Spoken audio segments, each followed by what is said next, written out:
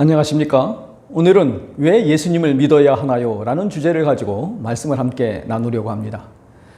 있을 법한 연애소설의 저자 조윤성 씨가 자신의 블로그에 올린 글이 있는데 공감이 되는 부분이 있었습니다. 뭐로 가도 서울만 가면 된다고 생각했다. 학교 좀 안 가도 성적만 잘 나오면 된다고. 사고 좀 쳐도 입사만 잘하면 된다고. 막 살아도 돈만 잘 벌면 된다고. 오래 나를 옥죄던 잘못된 생활 사고방식은 지긋지긋한 게으름과 마무리하지 못할 일을 벌이는 무책임과 내 생각이 일단 맞다는 교만함을 남겼다.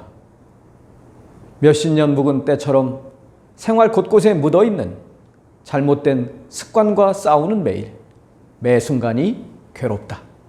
나는 벌을 받는 것이다. 과정이 어쨌든 결과만 좋으면 된다는 방종에 대한 벌. 여러분 알다시피 지름길은 없습니다. 서울로 가는 유일한 길은 내가 위치한 곳에서 서울까지 한 발 한 발 걷는 것 뿐입니다. 작가는 이렇게 기록합니다. 기차를 타고 서울역에 도착한 사람을 보며 입을 삐죽일 시간에 신발을 신은 건강한 다리가 있다는 것에 감사했더라면 굉음을 내며 날아가는 비행기 탄 사람을 부러워할 시간에 지금 내 옆에 함께 걷고 있는 사람들에게 고마워했더라면 오늘 나는 좀 더 서울 가까운 곳을 걷고 있지 않을까 생각한다. 이 작가는 무엇을 얘기하고 있습니까? 작가는 목표에 대한 관심보다 현재의 삶에 감사와 고마움이 중요하다는 것을 말하고 있습니다. 우리는 무엇에 감사하며 고마워하며 살고 있습니까? 여전히 불만이 가득하고 답답하고 슬퍼하며 살고 있지는 않습니까? 이 속담이 두 가지가 있더라고요. 뭐로 가나 기어가나 서울 남대문만 가면 그만이다. 근데 여러분 서울 가는 길이 하나라면 어떻게 하시겠습니까? 둘 중 하나밖에 없습니다. 하나는 가든지 다른 하나는 안 가든지 둘 중 하나입니다. 성경은 우리가 감사하고 고마워해야 할 구원의 길을 제시합니다. 복잡하게 말하지도 않습니다. 어렵게 말하지도 않습니다. 그러면서 분명하게 말씀합니다. 뭐라고요? 다른 이로서는 구원을 얻을 수 없나니 천하 인간의 구원을 얻을 만한 다른 이름을 우리에게 주신 일이 없음이니라. 사도행전 4장 12절 말씀입니다. 무슨 뜻입니까? 다른 종교는 안 됩니다. 오직 예수님밖에 없습니다. 예수님은 이렇게 말씀하셨습니다. 내가 곧 길이요 진리요 생명이니 나로 말미암지 않고는 아버지께로 올 자가 없느니라. 요한복음 14장 6절 말씀입니다. 여러분 살면서 아버지가 한 분이고 어머니가 한 분인 것에 대해서 불만을 가지신 적이 있으십니까? 아버지가 한 분이고 어머니가 한 분인 것은 당연합니다. 그런데 왜 구원의 길이 하나라고 하면 독단적이다, 독선적이다, 왜 그러냐 그렇게 할까요? 어떻게 길이 하나밖에 없습니까? 이유가 있습니다. 이유는 그렇게 구원을 베풀 수 있고 구원을 베풀어 준 분이 한 분밖에 없기 때문이라는 것입니다.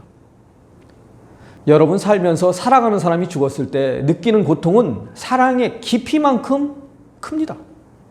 이것이 죽음을 대하는 사랑의 태도입니다.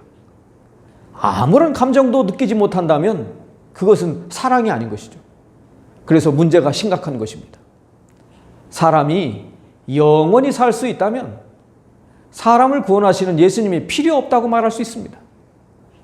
사람이 영원히 살 수 없는 것을 우리가 분명하게 보는 것이 바로 죽음입니다. 그런데 문제는 누가 이런 죽을 수밖에 없는 사람을 위한 구원자가 될 수 있는가 하는 것입니다. 내가 구원해 줄게 말한다고 구원자가 되는 것이 아닙니다. 구원자가 되려면 그 안에 뭐가 있어야 돼요? 자격이 있어야 합니다. 구원자가 가지고 있어야 될 자격의 첫 번째는 영원한 생명을 가지고 있어야 합니다. 두 번째는 그 생명을 인간에게 줄 마음이 있어야 합니다. 그리고 세 번째는 인간을 구원할 방법이 있어야 한다는 것입니다. 주님이 지신 십자가 우리가 생각할 때에 세상에 속한 마음을 헛된 줄 알고 버리네. 이것은 아이작 와츠가 작사한 주님이 지신 십자가라는 찬송입니다. 여러분, 이 십자가는 페니키아인들이 발명한 것입니다. 십자가형은 죄수를 발가벗겨 놓고 모든 사람이 보게 하고 조롱하고 망신을 주고 모욕하고 비웃는 그런 것입니다. 그리고 또한 십자가형은 쉽게 죽지도 않습니다. 채찍질을 해서 피와 땀 냄새를 맡고 파리, 벌레, 개미들이 달려들고 독수리떼, 까마귀떼가 시체를 뜯어먹기 위해서 하늘을 맴돌면서 기다리는 끔찍한 처형 방법입니다. 이 세상에 어느 누가 이런 처형 방법으로 죽고 싶겠습니까? 아무도 없습니다. 그래서 이 십자가형은, 로마 사람은 아무도 이 십자가형으로 죽지 않았다는 것입니다. 그래서 로마 시민권을 가지는 것이 이 십자가형으로 죽지 않을 수 있는 특권이었던 것입니다. 그런데 예수님은 그 십자가를 지셨습니다. 그리고 그 십자가 위에서 이렇게 말씀하셨습니다. 아버지여, 저희를 사하여 주옵소서. 자기의 하는 것을 알지 못함이니이다. 누가복음 23장 34절의 말씀입니다. 아무도 십자가에서 이런 말을 한 사람이 없습니다. 모두가 저주하고 비명을 지르고 분노를 터뜨리는데 예수님은 다르셨습니다. 예수님은 뭐라고 말씀하셨습니까? 저희를 용서하여 주옵소서. 이 말씀에 우리 모두가 포함되어 있다는 사실을 기억하시기 바랍니다. 그래서 성경은 말씀합니다. 예수는 우리의 범죄함을 위하여 내어줌이 되고 또한 우리를 의롭다 하심을 위하여 살아나셨느니라. 로마서 4장 25절 말씀입니다. 여러분, 우리를 위해 죽으신 분이 또 있습니까? 없습니다. 오직 한 분 예수님만이 우리를 위해 죽으셨습니다. 그래서 우리는 예수님을 믿는 것입니다. 오늘 우리의 인생에 희망이 있습니까? 예수님이 우리를 생명의 길로 인도하고 계십니다.